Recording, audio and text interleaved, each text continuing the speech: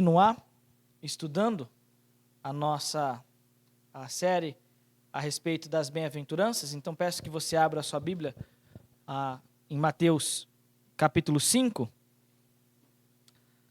Nós vamos do verso de número 1 até o versículo de número 12, ok? Mateus capítulo 5, do verso 1 ao versículo de número 12, diz assim a palavra do Senhor.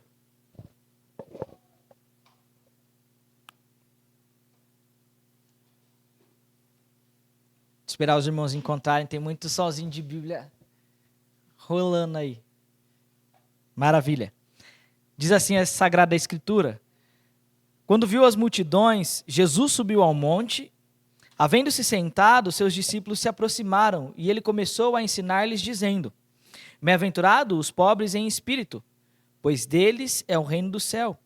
Bem-aventurados os que choram, pois serão consolados. Bem-aventurados os humildes, pois herdarão a terra.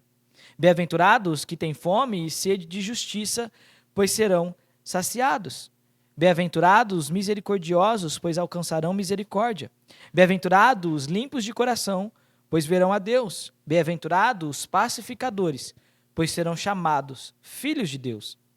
Bem-aventurados os perseguidos por causa da justiça, pois deles é o reino do céu. Bem-aventurados sois, quando vos insultarem, perseguirem e mentindo disserem todo mal contra vós por minha causa. Alegrai-vos e exultai, pois a vossa recompensa no céu é grande, porque assim perseguiram os profetas que viveram antes de vós. Senhor, nós estamos diante da Tua palavra. Já pudemos cantar, já pudemos orar, e agora desejamos ouvir o Senhor falar conosco através da Tua palavra, Deus. Que o Senhor nos guie por meio do Teu Santo Espírito, iluminando o nosso entendimento, a nossa compreensão, porque sozinhos, ó Deus, e pela nossa própria força, nós não conseguimos compreender a Tua palavra. Ela mesma diz que as coisas espirituais são discernidas pelo Teu próprio Espírito, ó Deus. E assim suplicamos o auxílio e direção do Teu Santo Espírito nos guiando em toda a verdade. Tem misericórdia de mim na condução e na exposição, que não sejam os meus pensamentos e vontades, mas seja a direção do Senhor sobre as nossas vidas. Nós oramos tudo isso no nome de Cristo Jesus. Amém. Chegamos na nossa terceira bem-aventurança, nosso terceiro estudo. E é muito rico nós percebermos que, à medida em que nós vamos avançando, cada bem-aventurança, ela amplia e desenvolve aquilo que nós vimos na anterior. Nós já vimos isso na introdução e nenhuma delas foram colocadas aqui de maneira aleatória. Elas não estão numa sequência jogada ao acaso. A sequência que o próprio Senhor Jesus diz a respeito de cada uma delas é lógica e espiritual. Veja, nós começamos a observar aqueles que são pobres em espírito. E quem são esses? São aqueles que reconhecem a sua miséria diante de Deus. E por reconhecerem a sua miséria diante de Deus, na semana passada nós vimos que esses são felizes porque choram diante do Senhor. E choram porque são quebrantados por causa do seu pecado. E o Senhor os traz ao arrependimento, ou seja, o seu pecado fere a santidade de Deus. O seu pecado demonstra a sua rebeldia contra o Senhor. E agora, como uma consequência inevitável, surge aqueles que são humildes, ou em algumas outras traduções, aqueles que são mansos. Ou seja, somente aqueles que foram humilhados, aqueles que foram quebrantados, aqueles que foram traspassados pela graça de Deus, podem viver verdadeiramente com humildade e mansidão. Todas essas bem-aventuranças nos mostram algo muito importante que a gente sempre vai bater na tecla, em cada uma delas. Elas não são qualidades naturais do homem. Elas não nascem no momento em que nós nascemos. Essas características não fazem parte da nossa natureza humana caída. No entanto, elas são produzidas em nós pela graça do Senhor, mediante a ação do Espírito em nós, nos levando à confiança plena na obra substitutiva e perfeita de Cristo no nosso lugar. Então, a nossa terceira bem-aventurança nos mostra justamente o que é ter uma condição de humildade, o que é ser alguém manso. E isso é o contrário da lógica do mundo. Isso é o contrário daquilo que o mundo deseja viver e pensa. Porque, observe comigo, como que o homem natural, sem Deus, que continua no seu pecado, na sua rebeldia, deseja viver? O que o motiva? John Piper, ele tem um livro que fala que o homem sem Deus, ele deseja 3 coisas: sexo, dinheiro e poder. Então nós vamos ver que o homem natural, ele deseja o quê? Ter um reconhecimento, ter autoridade, ter o controle de toda a situação e ser alguém superior. Como nós vemos a sociedade se desenvolver hoje? Pessoas que querem suas vontades prevalecendo sobre as outras, humilhando, jogando no chão, pisando em cima delas, para poder subirem de carreira, para afirmarem a si mesmas. O nosso tempo, a geração alfa, é isso? Agora é geração alfa? Eu acredito que seja isso, né? É geração alfa, né? Beta? Enfim, é essa geração aí, a última geração. São pessoas que querem ser admiradas. Por isso que a gente tem tanto TikTok aí da vida. Por isso que a gente tem tantas crianças querendo ser youtuber. O mundo se orgulha da sua própria força, da sua autoconfiança, da exaltação pessoal. Só que Jesus inverte a lógica disso. E ele vai dizer no versículo de número 5, que é a nossa terceira bem-aventurança: bem-aventurado os humildes, pois herdarão a terra. Bem-aventurados são aqueles que são mansos. E aqui a gente precisa aprender e entender algo extremamente importante. Quando a gente pensa em mansidão, no que a gente pensa? Me ajuda aí. Calma.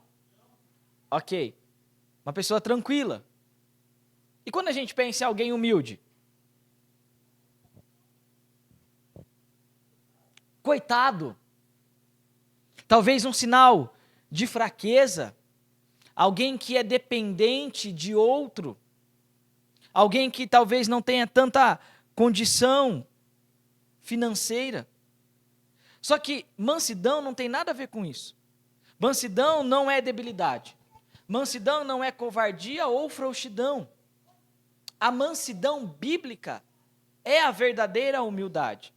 É alguém que não vive mais dominado pelo seu próprio orgulho, porque aprendeu por meio da graça do Senhor a se sujeitar e depender inteiramente de Cristo.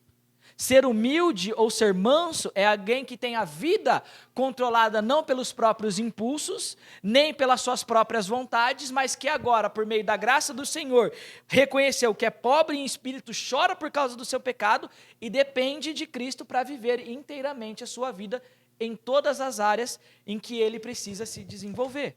Seja no trabalho, seja na casa, seja com a esposa, seja com os filhos, seja o serviço na igreja, seja o que for.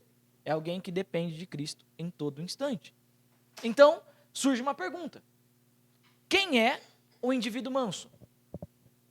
Quem é esse indivíduo humilde?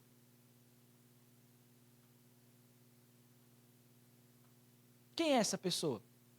Como a gente pode identificar esse indivíduo manso? Aqueles que são dependentes de Cristo. Muito bem. Aqueles que vivem para Cristo. Excelente. Só que sem esse estudo, ou talvez sem essa profundidade, o que a gente pensaria? A gente colocaria a pessoa mansa nos termos do mundo. Só que não. Pessoa tranquila, pessoa frágil. Mas nós precisamos olhar para a palavra do Senhor. Olhar para homens que o Senhor usou ao longo das Escrituras e que esses homens nos fazem olhar justamente para o próprio Cristo. O que foi? Então, a gente vai chegar lá. Esses homens nos fazem olhar para o próprio Cristo, para o caráter de Cristo. A mansidão pode ser vista na vida desses servos do Senhor. O primeiro exemplo que nós temos é Abraão. Por que Abraão? Abraão demonstra mansidão quando ele está tratando a sua relação com o seu sobrinho Ló. Lembra, ele é muito mais velho do que Ló. E ele tem uma posição de autoridade sobre a vida do sobrinho. Só que o que ele faz? Ele permite que o sobrinho escolha a terra onde ele vai querer morar e fica com a parte depois. Ele faz isso com murmuração? Não. Ele reclama? Também não. Abraão não entra em disputa. Um exemplo de mansidão, um exemplo de humildade. Nós temos, por exemplo, Moisés. Quando a gente pensa em Moisés, às vezes a gente esquece do privilégio que Moisés tinha. Moisés foi criado dentro da casa de Faraó. Ele foi adotado pela filha de Faraó. Só que ele não se apega. Era neto de Faraó. Ele não se apega à posição que ele possuía. Pelo contrário, ele se humilha para servir ao propósito de Deus. E qual que era o propósito do Senhor?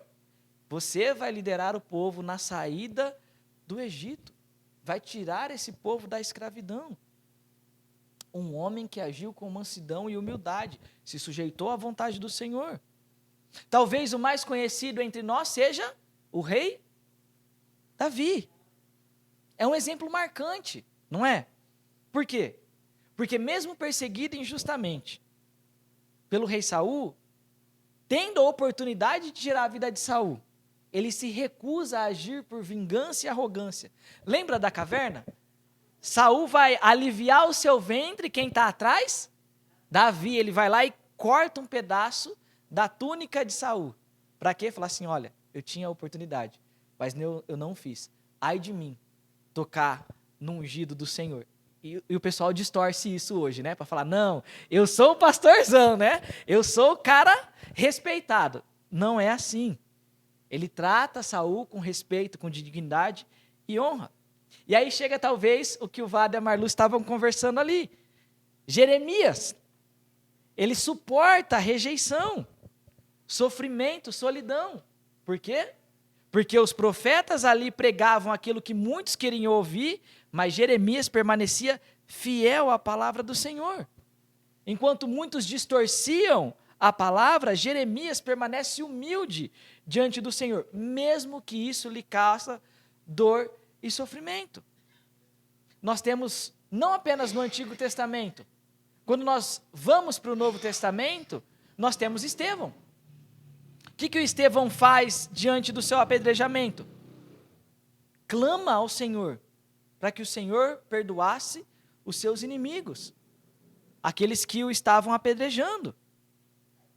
E aí no Novo Testamento a gente tem um exemplo ainda mais marcante, que é o exemplo do apóstolo Paulo. Alguém culto, alguém influente, alguém preparado, mas que reconhece que sem Cristo ele não possuía nada. Sem Cristo ele não era ninguém. Ao ponto de dizer que ele considerava todas as coisas como esterco para poder ganhar a Cristo Jesus e ser achado nele.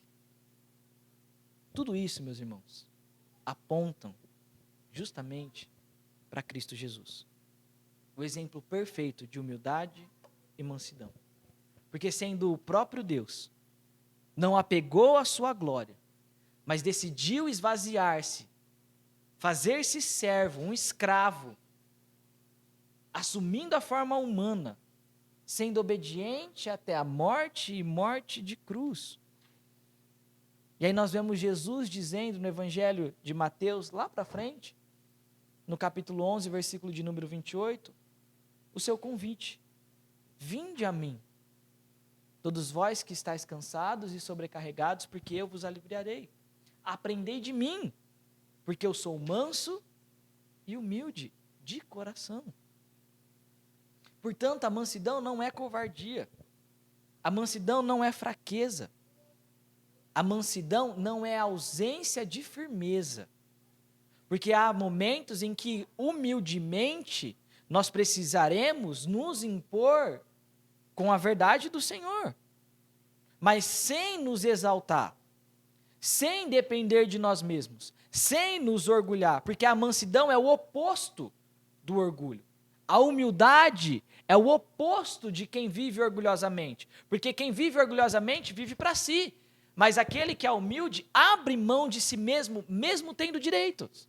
Não é isso que Paulo faz? Não é isso que Paulo nos ensina a fazer na primeira carta aos Coríntios? Abrir mão dos nossos direitos por causa dos nossos irmãos, para que nós não sejamos pedras de tropeço a eles? Então, é alguém que vive para exaltar a Cristo e Cristo somente. Paulo vai nos lembrar que se nós devemos nos orgulhar de Cristo. Então, aprofundando um pouco mais, e antes disso, alguma pergunta? Algum comentário que os irmãos tenham? Alguma dúvida?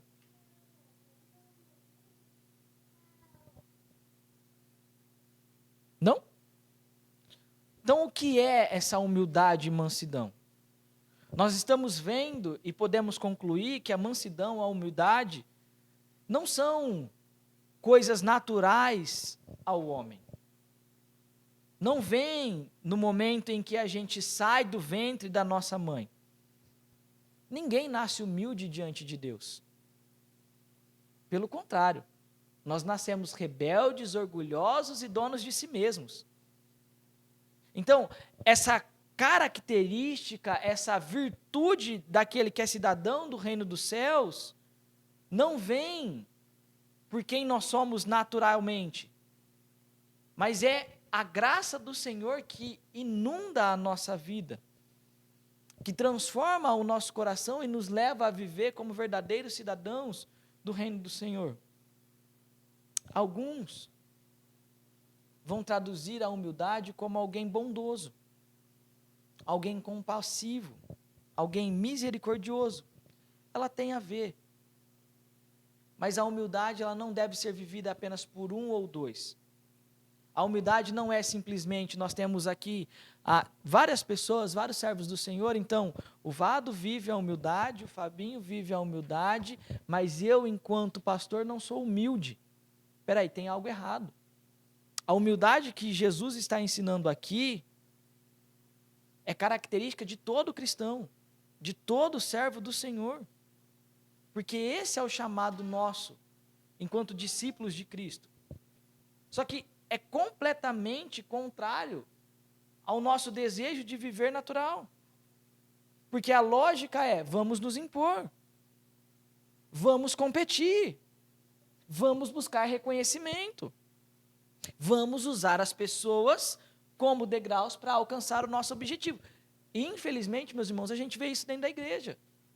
Pessoas que querem competir entre aquelas que servem mais. Aquele ministério que é o mais desenvolvido. Aquela situação que é a mais abençoadora. Então, se eu não fizer, ninguém vai mais fazer. Se eu não desenvolver, ninguém vai mais tocar nisso. Espera aí. Isso não é ser humilde. Não é agir como um verdadeiro cidadão do reino dos céus. O mundo admira isso. Autossuficiência, a força do ego, a exaltação pessoal. Como que é a lógica para você alcançar o sucesso numa empresa? Para você ter um plano de carreira muitas vezes? Passar por cima dos outros, se impor sobre a vida dos outros. Só que não é assim que o Senhor deseja que nós vivamos como cidadãos do seu reino. E não é pela nossa própria força que isso acontece. A humildade, ela é produzida pelo Espírito do Senhor. Sabe quem nos lembra isso? Paulo, na sua carta aos Gálatas, capítulo 5, versículo 22, quando ele vai tratar do fruto do Espírito. E qual que é um dos gomos do fruto do Espírito? Mansidão, a humildade. Ou seja, a mansidão não é produzida pela carne. A mansidão é produzida pelo Espírito de Deus. Como nós vamos agir mansamente ou humildemente se nós vivemos na carne? Se nós nos entregamos aos prazeres da carne? Se nós desejamos fazer a vontade da carne? Veja, mansidão não é indolência, meus irmãos. Mansidão não é falta de firmeza. Ser manso, ser humilde, não é ser alguém sem convicção. Pelo contrário, é alguém que vive sob o senhorio de Cristo verdadeiramente.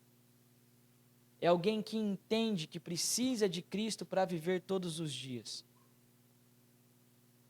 São homens e mulheres que estão dispostos a sofrer pela verdade, sem comprometer o Senhor. Sem comprometer o testemunho de quem Cristo é, sem viver com arrogância e espírito vingativo. Isso é ser humilde. Por isso que ela está ligada às anteriores, aos pobres de espírito e aos que choram.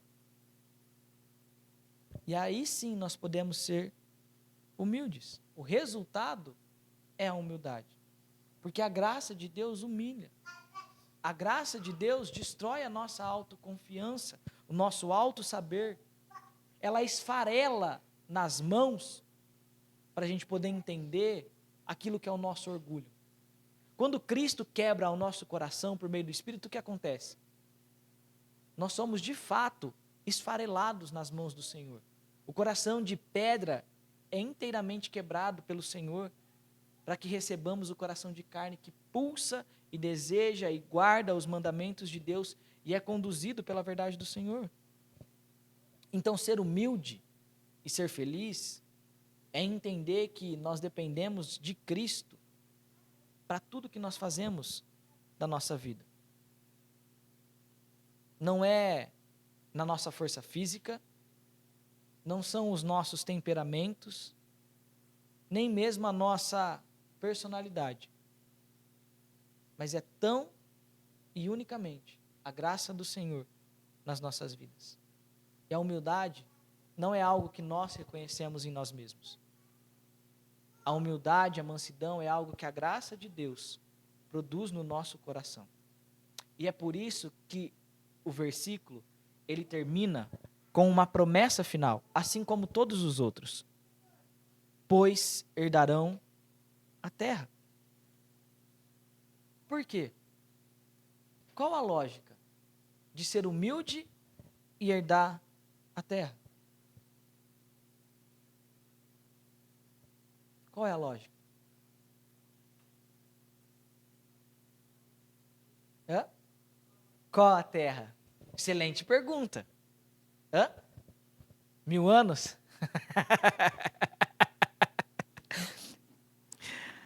Os mansos, então, são aqueles que dependem do Senhor, como nós estamos falando. Herdar a terra é herdar a vida eterna com o Senhor. É aqueles que não vivem na autocomiseração. Sabe o que é autocomiseração? É se fazer de coitadinho. Ai, ninguém gosta de mim, eu sou vítima da sociedade, eu sou o patinho feio, e vai se rebaixando. Mas também não é ser aquele autoexaltador. Olha, eu sou o cara, eu sou o grande, eu tenho poder, eu tenho autoridade. Não é isso. É aqueles que aprenderam a descansar verdadeiramente no Senhor. São homens que foram transformados pela graça, mas que vivem submetidos à palavra de Deus em obediência, buscando agradá-lo enquanto caminham neste lado da eternidade, mas como verdadeiros cidadãos do reino dos céus. Então, quanto mais nós olhamos para essa qualidade, para essa bem-aventurança, mais nós percebemos que ninguém é capaz de vivê-la por si mesmo. Só que para herdar o reino dos céus, nós precisamos ser como uma criança.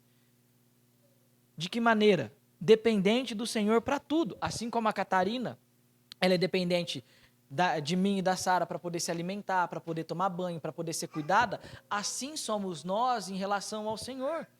E isso nos faz ser humildes.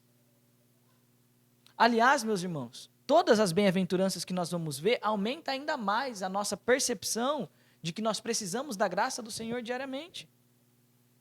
Porque ninguém consegue viver assim a sua própria força. E ninguém consegue herdar o reino de Deus ou a vida eterna pelos méritos que tem em si. Porque nós não temos mérito algum.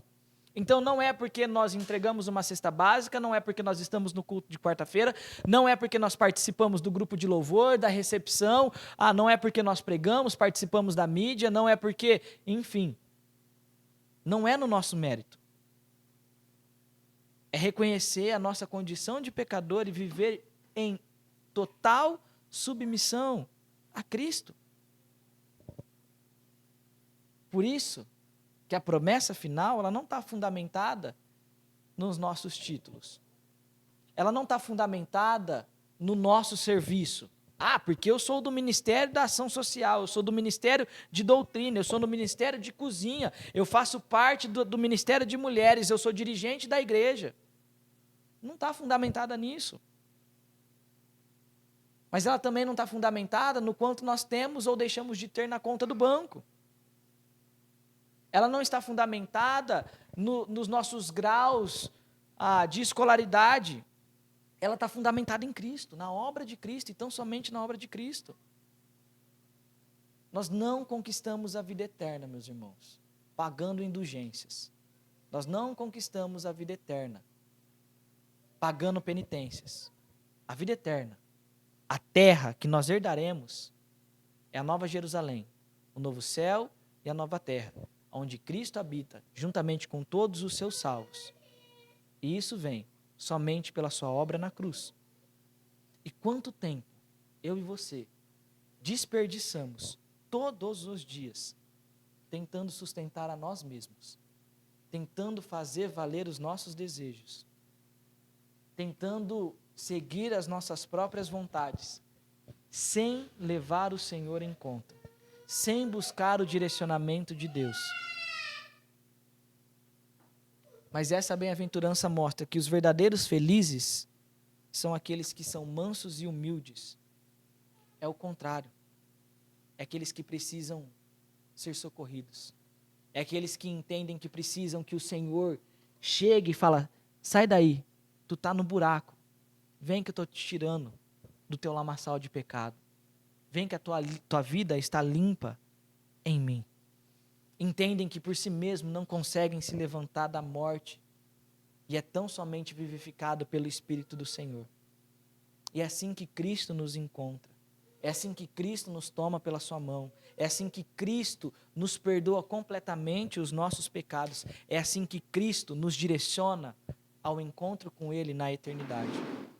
Por isso que a mansidão não significa anular a si mesmo ou viver sem completa convicção.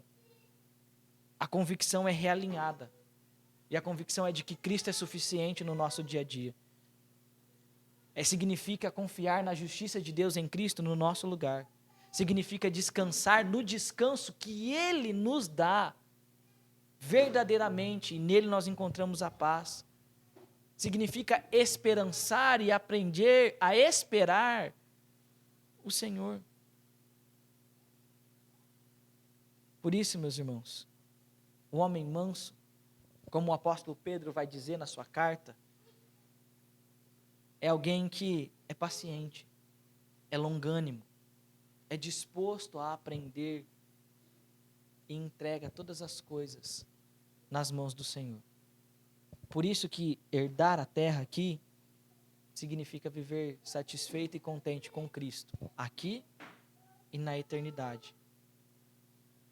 Um dia, quando o Senhor vier, quando nós estivermos plenamente com Ele, face a face, em perfeita comunhão e adoração, ali nós encontraremos a verdadeira terra, a verdadeira pátria, junto com o nosso Rei, habitando para sempre no seu reino eterno, a nossa maior herança.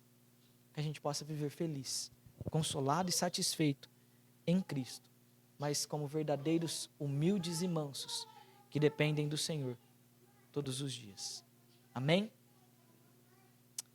Que o Senhor nos abençoe e nos dirija. Alguma pergunta, meus irmãos? Algum comentário que os irmãos tenham?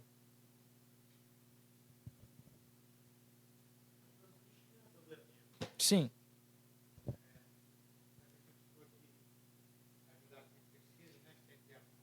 Uhum.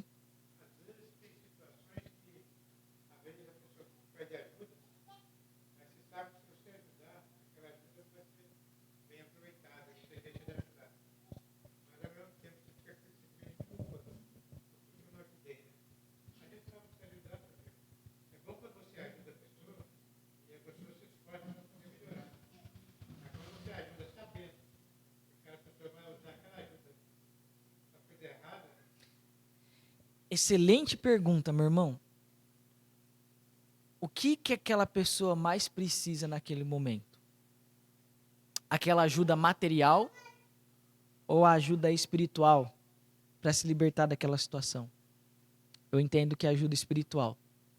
Então a gente ajuda não da forma como o mundo ajuda, talvez dando um trocado, talvez levando algum bem material, mas a gente ajuda fazendo com que aquela pessoa possa olhar para Cristo e enxergar em Cristo a solução de todos os seus problemas, do seu maior problema, que é o seu pecado, e ter a sua vida salva para herdar a terra juntamente com o Senhor. O descanso final que o Senhor prometeu a nós. Então, eu sei que isso nos leva a um sentimento de culpa, mas diante disso, a gente pode olhar para Cristo também, diante de uma situação que a gente sabe. Um exemplo claro, alguém vem na rua e é um usuário de droga e te pede dinheiro. Você pode simplesmente falar para ele, olha, não vou te dar dinheiro, mas eu posso pedir ao Senhor que quebrante seu coração e tire o vício da sua vida, porque Ele é capaz de fazer isso. Está ajudando muito mais do que um recurso financeiro para sustentar o vício daquela pessoa. Isso, sem dúvida, agrada ao Senhor. Ok? Mais alguém?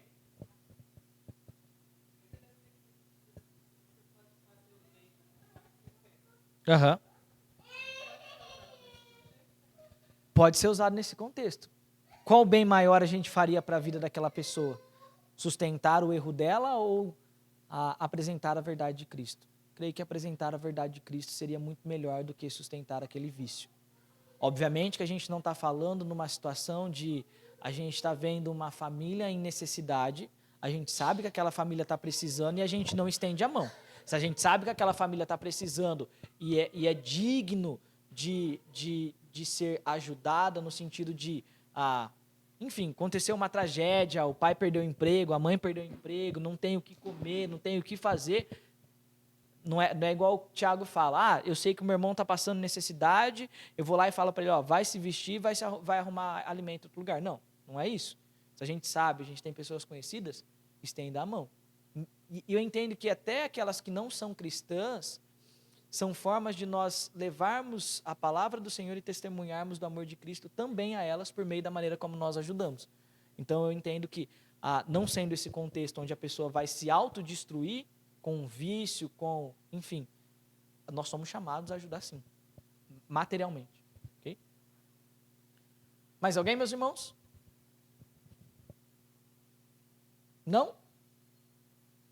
Ok, vamos nos colocar em pé então e orar, agradecendo ao Senhor por esse tempo, pelo privilégio que Ele nos dá de aprendermos mais da sua palavra.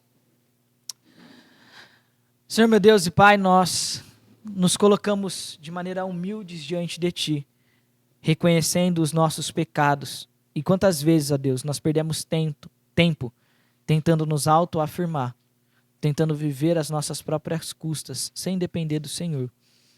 Senhor, transforme o nosso coração, para que sejamos inteiramente dependentes de Ti. Vivamos verdadeiramente a Tua obra em nós, buscando satisfazê-lo e agradá-lo por meio da obediência segundo a Tua palavra, Deus. Nós oramos tudo isso por intermédio do Teu Filho bendito, Jesus Cristo, nosso Salvador. Amém.